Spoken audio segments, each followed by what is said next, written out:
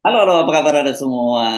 Semoga selalu dalam keadaan sehat walafiat, tetap semangat. Kembali berjumpa dengan saya, Ibnu Arif dan Bung Rocky Gerung. Bung Rocky, ya mau nggak mau, kita mesti ngelanjutin ya obrolan masih soal Partai Demokrat, walaupun ada juga nanti kita omongin soal Pak Prabowo gitu ya. Tapi nantilah ya soal Pak Prabowo kita ngomongin Demokrat dulu ya, karena Oke. perkembangannya menarik ini, Bung Rocky, setelah apa Demokrat mencabut dukungan gitu ya. Kalau dalam istilah orang ini membakar jembatannya gitu ya ke Anies. Tapi ternyata kalau kita ngobrol dengan salah satu juru bicaranya Anies Baswedan, Sudirman Said, itu dia bilang seperti halnya kelihatannya PKS juga punya sikap yang sama. Mereka berharap lah Demokrat ini balik lagi lah gitu dalam situasi itu. Kalau kemarin mereka marah-marah apa ya wajar. Siapa yang nggak marah kalau di ghosting gitulah, menurut mereka seperti itu. Ya sebetulnya kalau kita lihat fondasi awal dari perselisihan ini, kan waktu Anies mengucapkan perubahan, itu SBY menyambut itu sebagai sikap etis. Mm-mm. Jadi sebetulnya memang diperlukan pemimpin yang harus secara frontal menjadi antitesis dari Pak Jokowi. Tapi pada waktu itu belum dihitung apakah yang etis itu juga masuk akal atau Ya. possible secara politis. Kan Mm. itu hitungannya itu. Mm. Setelah dihitung secara politis, yang etis itu bisa dibatalkan oleh jumlah suara yang kurang.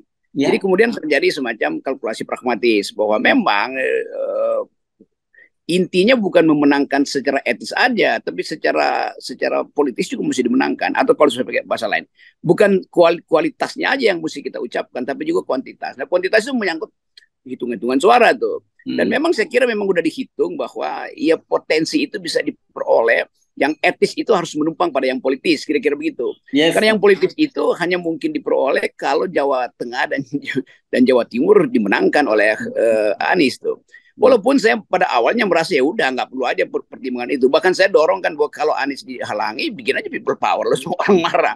Padahal Mm. sebetulnya yang etis itu memang harus lewat people power. Tetapi tentu itu nggak mungkin karena Nasdem tentu pragmatis, PKS juga pragmatis, bahkan juga Demokrat nggak mau ambil opsi itu kan. Walaupun kita hitung sebetulnya kalau mau perubahan ya jangan bawa orang yang masih ada di dalam gerbong uh, Kekuasaan. Mm. kekuasaan kan, Mm. dasarnya begitu. Mm. Tapi udah kita mau lihat bagaimana sebetulnya Demokrat itu membaca keadaan ini. Saya Mm. melihat bahwa SBY memang tersinggung atau sebetulnya tergores secara etis tuh. Tetapi semua orang juga menganggap ya goresan etis itu kan sebetulnya pragmatis saja sifatnya tuh. Nah Ya. kita kita ingin supaya tetap diperlukan satu upaya untuk mendorong perubahan ini baik secara etis maupun secara politis. Nah, Mm. menggabungkan itu yang susah tuh. Mm. Sementara SBY menganggap tidak etis kalau dia disingkirkan, sementara pihak Nasdem menganggap demi yang politis, yang etis itu ditunda dulu tuh, nanti diatur ulang tuh kira-kira tuh. Mm. Tapi udah terjadi itu, jembatan udah dibakar, sekarang tinggal cari cara supaya ada perahu yang menyeberangkan Demokrat kembali ke pertarungan gagasan yang dasarnya adalah etis tuh. Tapi saya tetap melihat bahwa ada potensi karena keadaan kita itu memungkinkan juga Pak Prabowo berhitung ulang. Begitu NU hilang di dalam genggaman Prabowo, Prabowo pasti bikin kalkulasi lagi itu. Demikian juga apa namanya nih PDIP. P yang merasa bahwa itu berarti Anies akan mengambil bagian yang signifikan di Mm. Jawa Timur tuh. Jadi kelihatannya orang akan berhitung itu. Nah, setelah sedikit keteduhan, setelah semua ekspresi protes etis dari SBY diucapkan, kita balik lagi pada kalkulasi yang lebih pragmatis. Walaupun saya nggak setuju kalkulasi pragmatis, kan FNN dari awal Ya. mengatakan ini semua terjadi karena soal 0% itu ditolak 0%. oleh Jokowi. Bahkan juga tidak satupun partai yang menginginkan proposal kita. 0% kan presidential vote. Kalau itu 0% nggak ada problem hari ini kan. Ya, Tapi ya. udah itu udah terjadi. Kita lihat apa sebetulnya yang kan politik adalah bukan sekedar the art of the possible, tapi the art of attacking the impossible. Gitu. Ya. Yang impossible justru mesti bisa berlanjut hari-hari ini. Ya, mari kita elaborasi lagi ya. Meskipun kemarin kita sudah bahas, tapi lebih dalam lagi kan. Kalau memang basisnya tadi yang Anda sebut etis tadi, itu kan sekarang kita tinggal banding-bandingkan saja dong ya, yang elemennya terbanyak di mana dan yang terkecil di mana begitu kan. Karena kalau kita larikan kepada Pak Prabowo jelas sejak awal mendeklarasikan dia bahwa dia kelanjutan dari pemerintahan Jokowi. Itu pilihan Pak Prabowo yang harus kita hormati juga begitu ya. Kemudian PDIP bagaimanapun juga itu adalah partai tempat bernaungnya Pak Jokowi dan sangat mungkin juga nanti bisa aja last minute tiba-tiba Pak Jokowi mengalihkan dukungannya pada Ganjar Pranowo kan begitu. Nah kalau dari sisi ini bagi buat Pak SBY dan juga Demokrat kalau kemudian pilihannya tetap etis ya nggak bisa kan masuk kedua ini kan dia tetap aja harus balik ke sini dan walaupun itu sekarang anunya porsinya lebih kecil lah porsi perubahannya itu. Itu yang kita bayangkan kemarin kan, yang berkali-kali Hmm. saya dan Hersmono ulas di Hmm. FNN, bahwa kalau kita pakai prinsip etis, maka mesti secara radikal juga menganggap bahwa di luar sistem elektoral harusnya perubahan itu Yes. terjadi kan. Tapi Hmm. selama masih masuk dalam sistem elektoral, yang etis itu nggak mungkin tercapai. Karena ada fasilitas yang disediakan oleh negara untuk tukar tambah, itu 20%. Hmm. 20% ini dari awal tidak etis, Presiden threshold. Jadi sebetulnya waktu kita masuk atau waktu koalisi perubahan itu menetapkan diri untuk menjadi antitesis, itu sebetulnya udah membatalkan sikap etisnya tuh. Karena bahkan Anies nggak mau 0% kan. Jadi dari awal kita ingin ada satu perubahan yang betul kualitatif, itu bukan sekedar kuantitatif. Tapi kalau kita tanya sekarang misalnya bagaimana Anies nanti akan tetap konsisten dengan tesis perubahan, toh di dalamnya dia udah dikendalikan oleh 20%, sekarang dikendalikan oleh orang Jokowi yang namanya Caimin di dalam situ. Jadi udah itu juga kesulitan nanti kalau Pak SBY masuk ke Prabowo, itu juga tidak akan ada perubahan, masuk ke PDIP tidak ada perubahan. Bahkan sekarang kalau masuk ke Anies itu juga tidak akan ada perubahan karena di situ udah ada faktor Jokowi di situ.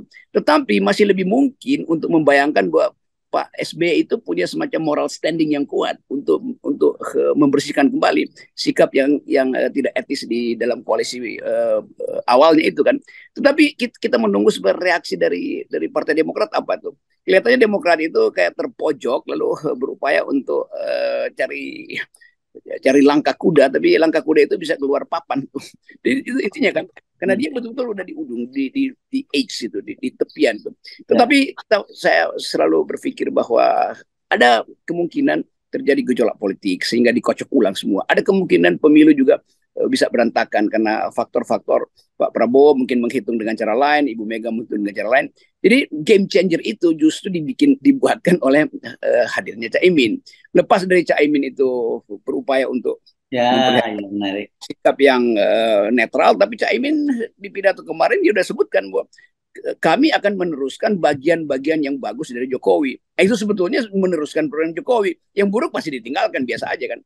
Tapi Hmm. orang akan tuntut itu tuh. Apakah Anies dalam sikap etisnya itu masih bisa dihadapkan perubahan? Itu tergantung cara SBY memanfaatkan situasi ini.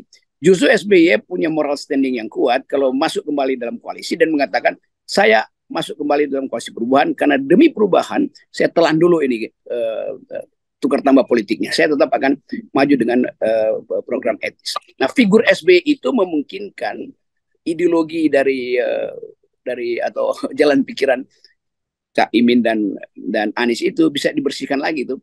Mhm. Tetap kita andalkan kemampuan moral Pak SBY. Jadi moral standing SBY sangat kuat tuh untuk memulihkan kembali sikap etis dari koalisi ini. Ya, kan orang ada berpikir kemarin dengan pemikiran exercise, oh mungkin bisa ini membuat apa faksi baru, membuat koalisi baru Demokrat, kemudian PKS dan P3. Kan begitu ya, karena P3 sendiri kan juga tidak happy berada di PDIP gitu. Tetapi kan kita lihat kalau kemarin sikapnya PKS, kemarin kendati PKS itu tidak hadir dalam deklarasi Surabaya, kelihatan sekali bahwa PKS itu juga satu dia tetap ingin menjaga perasaan dari Demokrat kan begitu ya dengan tidak hadir langsung juga di sana. Kedua, tapi dia juga mengucapkan selamat datang pada pada PKB dan bahasanya kan dia tetap mendukung Anies Baswedan sementara untuk calon wakil presidennya akan dibicarakan dalam dewan rapat majelis apa ya majelis suronya begitu ya. Nah saya kira ini sinyal bahwa dan juga jelas kok kemarin PKS berharap mereka masih berharap bahwa Demokrat itu bisa kembali lagi. Nah sekarang dalam wawancara saya dengan juru bicara Anies dia menyatakan juga mereka masih berharap. Saya tanya apakah ini sikap dari Anies Baswedan? Dia tidak menyatakan bahwa itu sikap dari Anies Baswedan, tapi dari perbincangan-perbincangan dia dengan Anies Baswedan dia bisa menafsirkan semacam itu. Gitu. Saya kira tidak ada yang final di situ tuh. Memang agendanya selesai karena ada deklarasi. Ya. Tetapi poin PKS juga penting. PKS merasa iya saya konsisten karena saya tetap Anies itu. Mhm. Tetapi kan PKS secara jujur mengatakan bahwa ya agak sulit dia mendukung PKB karena dari bukan sekedar karena pertimbangan perbedaan motif atau perbedaan distingsi ideologis yang agak agak ketat, tetapi PKS kan tetap ingin menghormati poin yang dari awal dijanjikan oleh Anies bahwa apapun itu dibicarakan bersama. Nah, tetap memang kalau dianggap ya udah berantakan, itu versi PKS beda dengan versi Demokrat. Wah. Ya. Demokrat langsung tuduh bahwa itu di hostile take over oleh Oleh Surya Surya. Paloh. Ya. Sementara di belakang layar kita tahu Surya Paloh berkali-kali ketemu Jokowi kan. Jadi faktor itu juga mesti diterangkan tuh. Mungkin PKS punya sikap etis yang lebih kuat dari Demokrat, tetapi dia mengerti bahwa ini adalah tukar tambah politik yang mesti diselesaikan dulu tuh. Jadi minggu-minggu ini saya kira itu sikap PKS mungkin akan pro pada sikap pada posisi etis dari Partai Demokrat, tapi sebaliknya dia tidak mungkin mencabut dukungan dia pada Anies tuh. Karena bagi PKS ya beda dengan pada Demokrat. Pada Demokrat Anies itu disebut Anies kalau ada AHY kan itu Ya, kan. ya, ya. Di PKS nggak begitu, Anies ya Anies itu bedanya tuh. Ya, ya, ya, ya, ya, ya. Ya, saya kira ini kan namanya politik ya. Nggak kalau dalam situasi begini, sekali lagi saya kira kalau toh nanti misalnya Demokrat kembali ke koalisi perubahan dan tentu sisu artinya ada Pak SBY kan tetap saja yang ada sebut tadi menambah elemen perubahan itu gitu. Kalau toh nanti kehadiran Anies itu teredusir oleh Nasdem dan PKB, tapi dengan hadirnya Demokrat itu kan ada PKS dan ada Demokrat dan ada Anies kan kira-kira porsinya lumayan lah gitu ya. Iya kita dorong aja tuh bahwa tetap yang etis masih bisa diperjuangkan tuh. Jadi Ya. minus malum. Ya, itu sama seperti seorang ahli baca tarot itu dia bisa baca dari kiri dari kanan juga tuh. Oh, Tergantung gitu ya. kira-kira kondisi dari pasien atau orang yang minta dibacakan tarotnya tuh.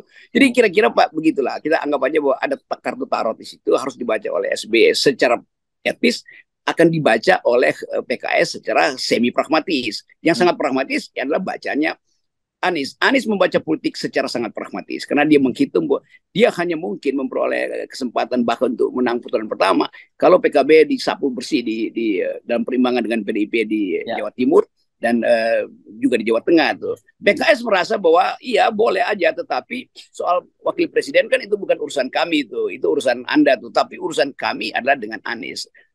Demokrat membaca dengan cara lain. Anies itu satu paket dengan AHY dan itu udah final dari awal karena itu surat menyurat antara Anies dan AHY itu jadi semacam pegangan etis dari Pak SBY. Tetapi sekali lagi masih ada variabel lain soal kesulitan ekonomi. Hari ini apa namanya harga minyak itu naik gila-gilaan tuh tanpa diucapkan semua orang mengeluh bahwa bensin pertalite segala macam BBM itu dinaikkan bahkan tidak pernah dipikirkan bahwa kok bisa naik habis-habisannya karena itu menunjukkan bahwa negara kekurangan uang sebetulnya sehingga merampok hak konsumsi dari rakyat tuh itu juga akan jadi faktor tuh demikian juga soal internasional tuh apa namanya nih wakil presiden Joe Biden akan beredar di Asia Tenggara mampir ke Indonesia si Kamala Harris dan itu dia akan melihat juga soal-soal semacam ini jadi kita mesti melihat masih banyak variabel selain variabel kemarahan selain variabel pengkhianatan toh politik itu harus ditempuh dengan cara yang juga dengan siasat. Tetapi bagi saya hanya mengamati. Tetap poin-poin dari FNN adalah ini semua terjadi kekecauan karena Jokowi menolak 0% dan Mahkamah Konstitusi ikut perintah Jokowi tolak 0%. Nah ini akibatnya kan. Jadi cawe-cawe itu terjadi karena threshold itu tidak jujur. 20% itulah sumber perkelahian hari ini. Yes, oke. Jadi masih kita tunggu. Tadi ini tataran etis yang kita bicarakan. Tapi saya kira tataran kalkulasi politis juga pasti dihitung oleh Demokrat kan. Kamu kemana kan? Karena sekarang ini dia kan boleh dibilang satu-satunya partai yang belum punya koalisi sekarang ini Demokrat itu.